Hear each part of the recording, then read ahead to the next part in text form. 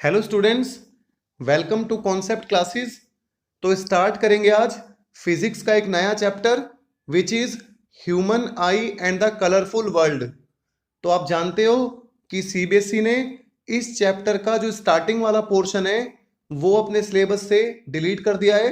Starting वाला portion मतलब जो आपका ह्यूमन आई है, उसकी स्ट्रक्चर, उसके डिफरेंट जो पार्ट्स हैं उनके फंक्शंस, और ह्यूमन आई के जो भी हमारे डिफेक्ट्स हैं लाइक मायोपिया, हाइपरमेट्रोपिया, प्रेस बायोपिया।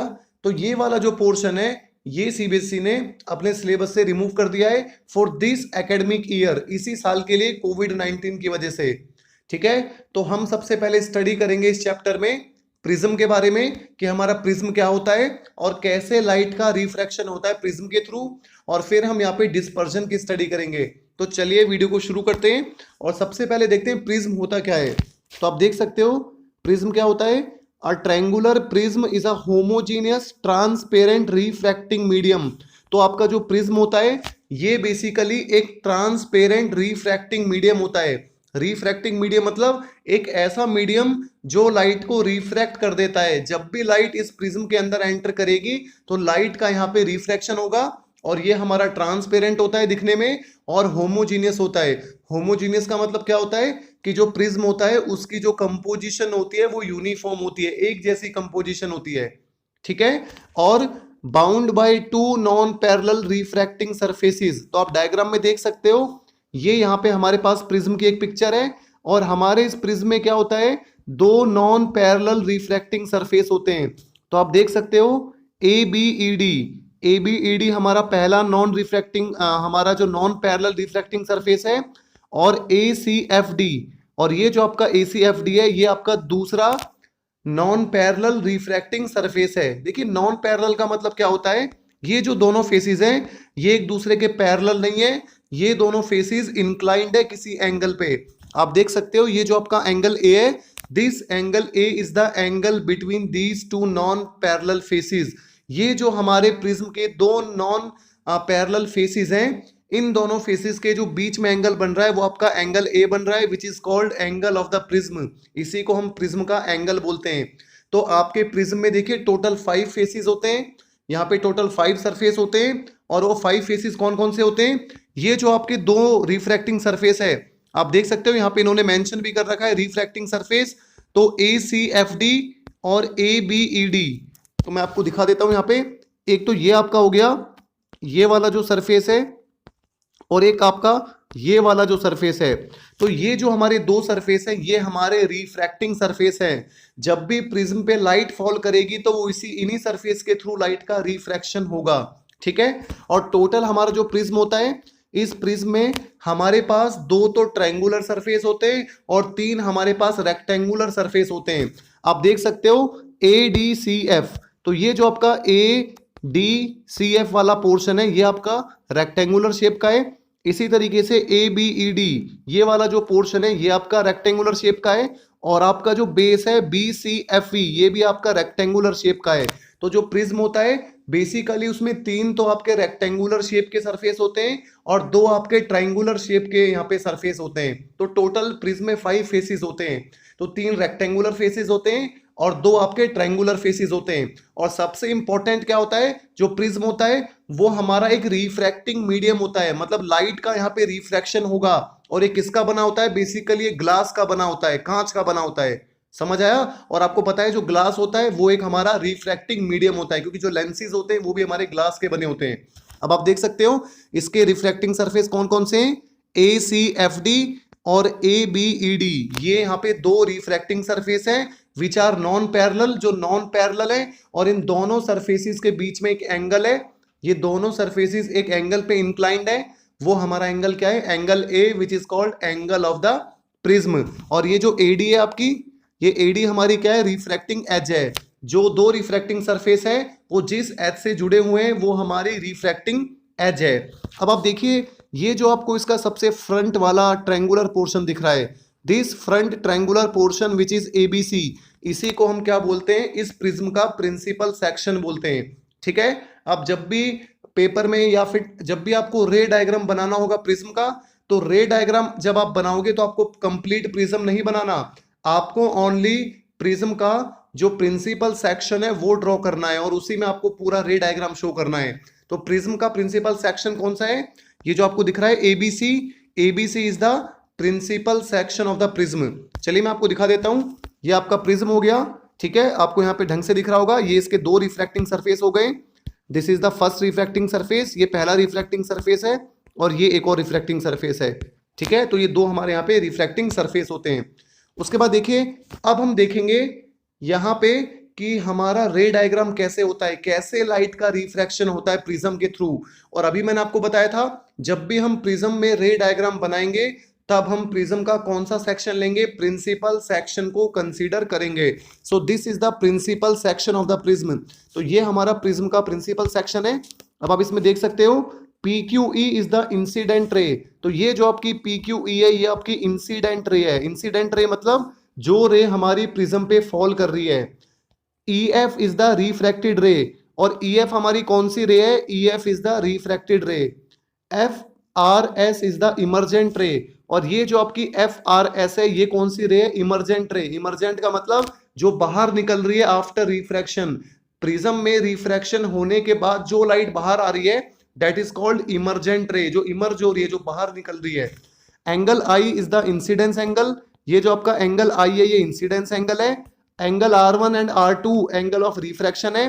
तो पहले सरफेस पे एंगल ऑफ रिफ्रैक्शन R1 है, और जब बाहर की तरफ रे जाएगी तो दूसरे सरफेस पे जो एंगल ऑफ रिफ्रैक्शन है वो आपका R2 है, दूसरे रिफ्रैक्टिंग सरफेस पे।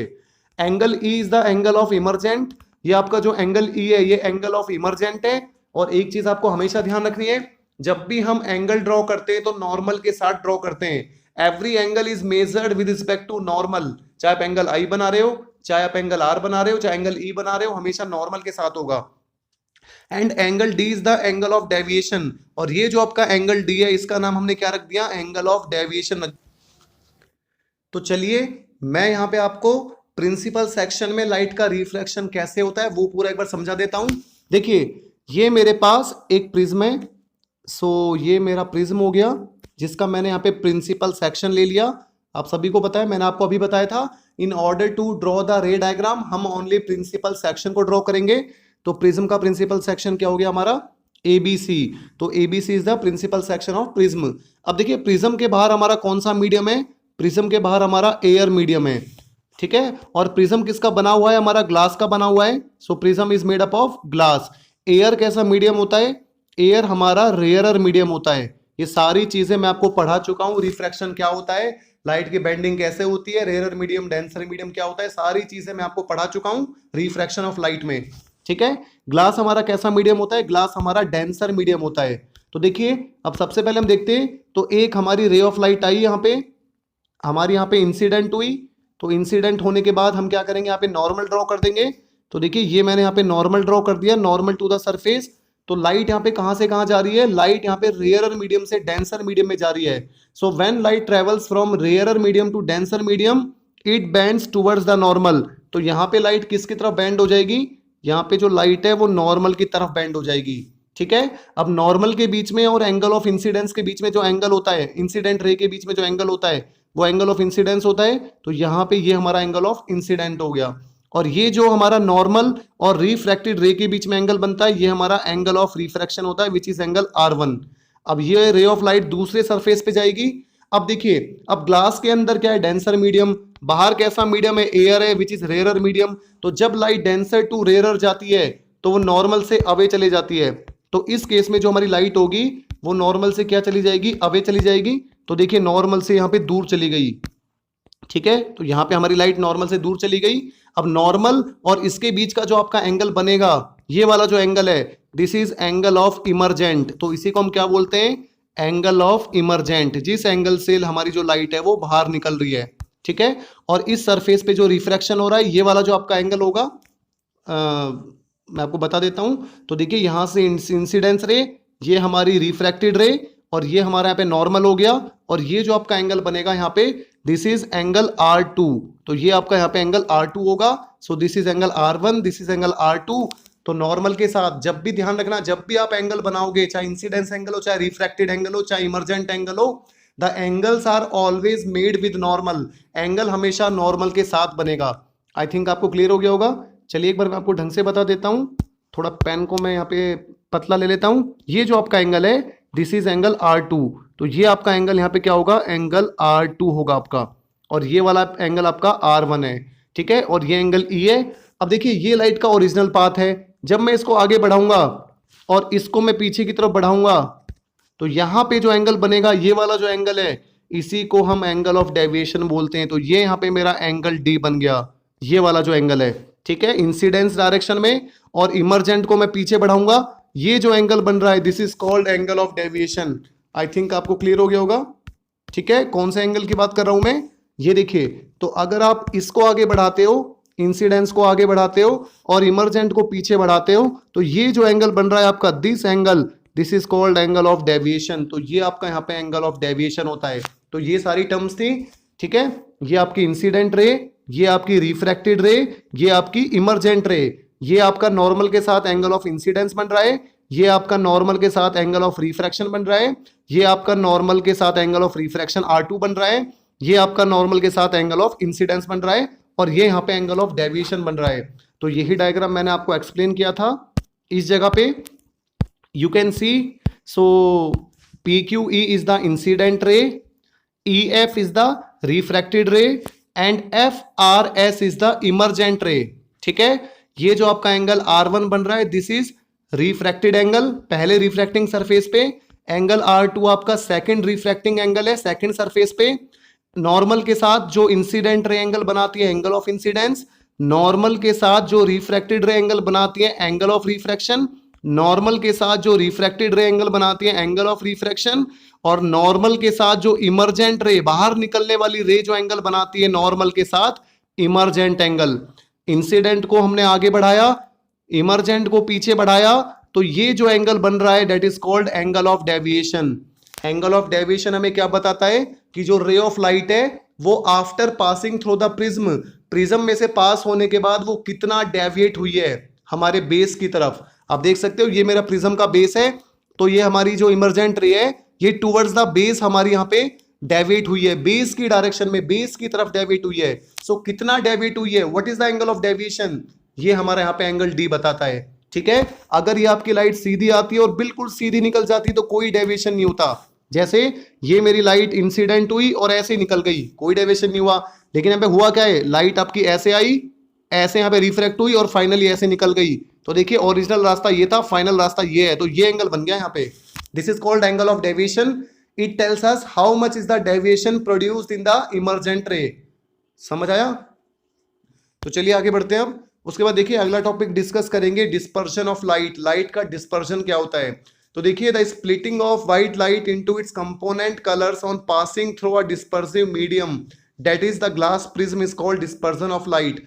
तो देखिए लाइट का स्प्लिट हो जाना, तो स्प्लिटिंग ऑफ व्हाइट लाइट, तो जो हमारी व्हाइट लाइट होती है, व्हाइट लाइट का स्प्लिट हो जाना, व्हाइट लाइट का टूट जाना कंपोनेंट कलर में, 7 कलर्स में, दिस इज कॉल्ड डिस्पर्शन। तो आप देख सकते हो ये हमारे पास व्हाइट लाइट बीम है। अब जो आपकी सन की लाइट होती है वो हमारी क्या होती है, व्हाइट लाइट होती है। अब आप कहोगे सन की लाइट व्हाइट थोड़ी होती है, देखिए कलर में व्हाइट नहीं होती, लेकिन सन की जो लाइट होती है it is a mixture of 7 light colours.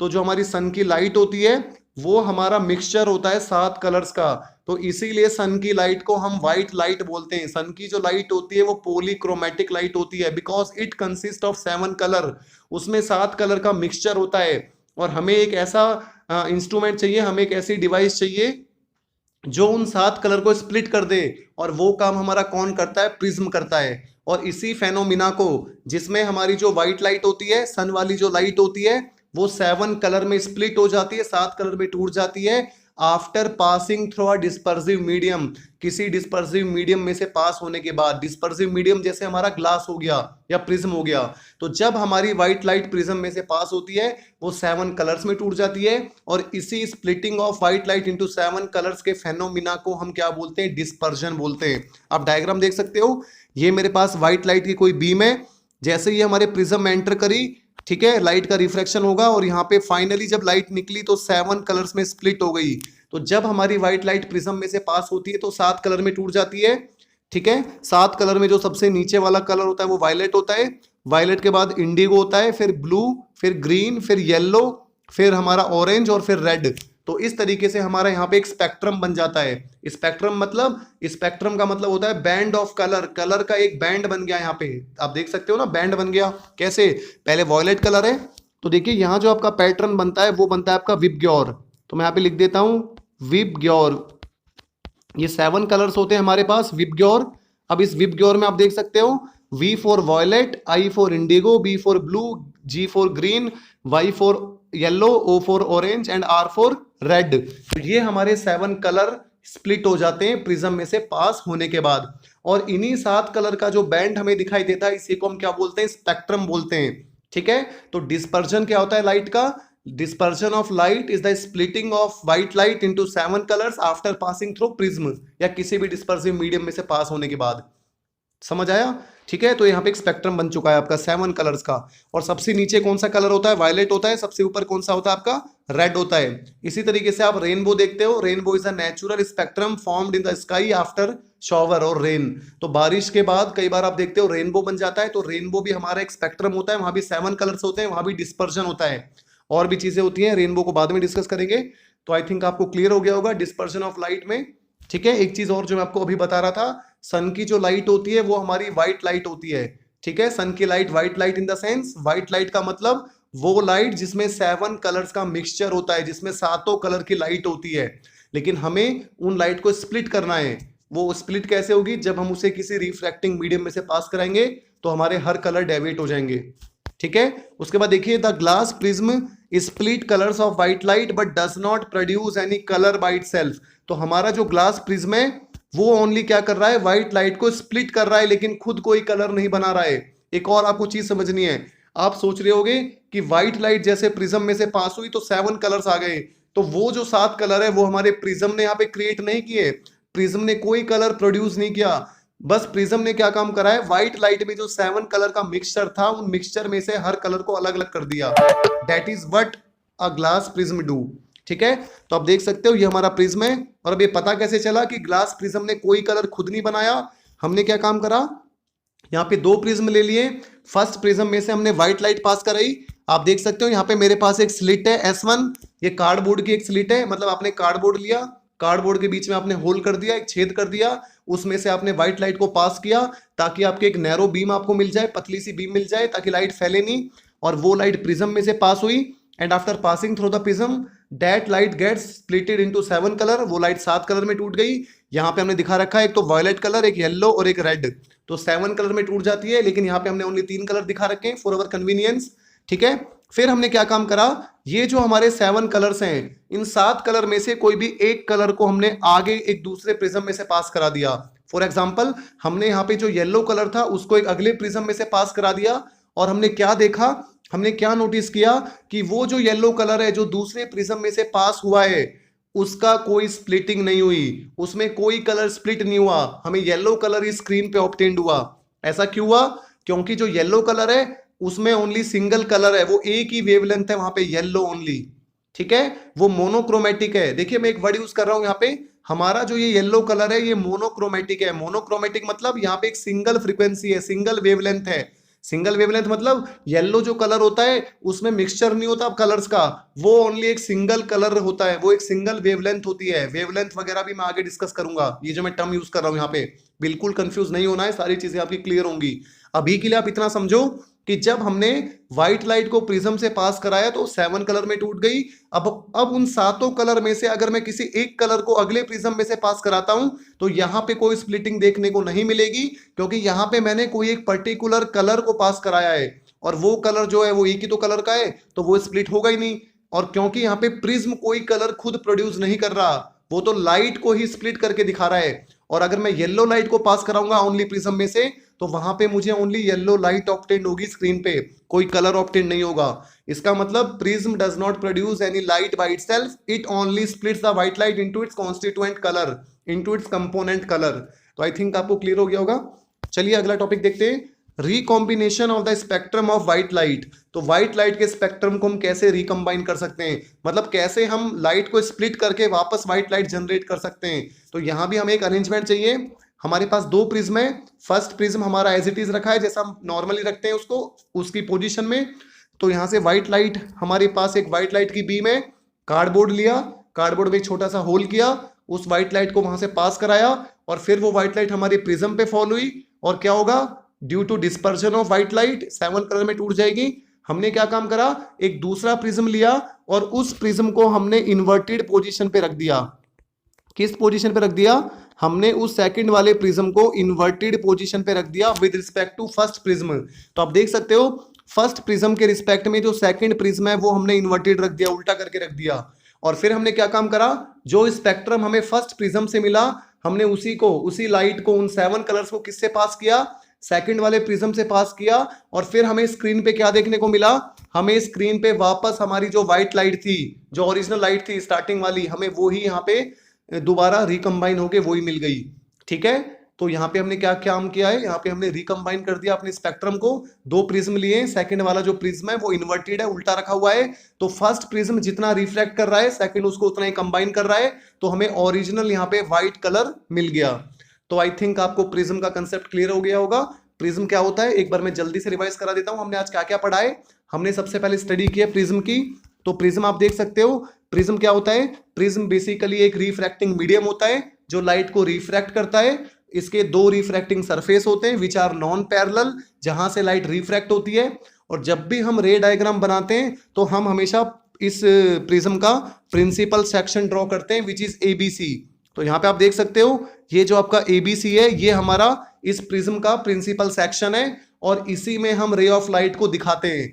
वैसे एक्चुअली होता क्या है, ये जो रिफ्रैक्टिंग सरफेस है यहाँ पे आके लाइट का रिफ्रैक्शन होता है, लेकिन फॉर आवर कन्वीनियंस, आसानी करने के लिए, आसान बनाने के लिए हम क्या करते हैं, प्रिंसिपल सेक्शन में ही हम लाइट का रिफ्रैक्शन दिखा देते हैं, इंसिडेंट लाइट को, रिफ्रैक्टेड लाइट को, इमर्जेंट लाइट को। तो सारी चीजें हम ओनली प्रिंसिपल सेक्शन में शो कर देते हैं ताकि कॉम्प्लिकेट ना बने, डायग्राम हमारा सिंपल हो जाए।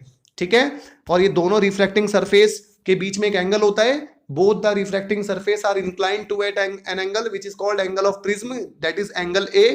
ठीक है, और फिर मैंने आपको बताया था कि यहाँ पे हमारे कुछ इंसिडेंट रे होती है, रिफ्रैक्टेड रे होती है, इमर्जेंट रे होती है, ये सारी टर्म्स मैंने आपसे डिस्कस की थी। और फिर हमने डिस्पर्शन वाला टॉपिक देखा था कि जब हम व्हाइट लाइट को, व्हाइट लाइट मतलब जो सन की लाइट होती है वो हमारी व्हाइट लाइट होती है, पॉलीक्रोमेटिक होती है। पॉलीक्रोमेटिक मतलब वो लाइट जिसमें 7 कलर्स का मिक्सचर हो। ठीक है, तो सन की लाइट को जब हम प्रिज्म में से पास कराएंगे तो वो 7 कलर्स में टूट जाती है, 7 कलर में टूट जाती है। और इसी 7 कलर में स्प्लिटिंग वाले फिनोमिना को क्या बोलते हैं, डिस्पर्शन बोलते हैं।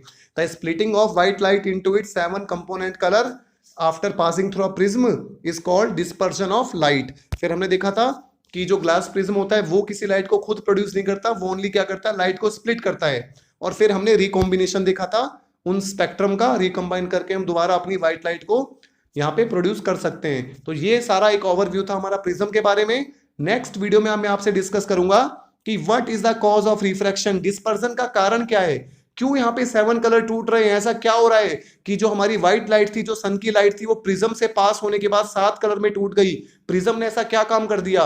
तो नेक्स्ट वीडियो भी बहुत इंटरेस्टिंग होने वाली है जहां पे हम डिस्कस करेंगे cause of dispersion and rainbow की स्टडी करेंगे। ओके, वीडियो से रिलेटेड कोई भी डाउट होता है वीडियो के कमेंट सेक्शन में पूछ सकते हो या व्हाट्सएप पे मुझसे पर्सनली पूछ सकते हो। Thanks for watching the video.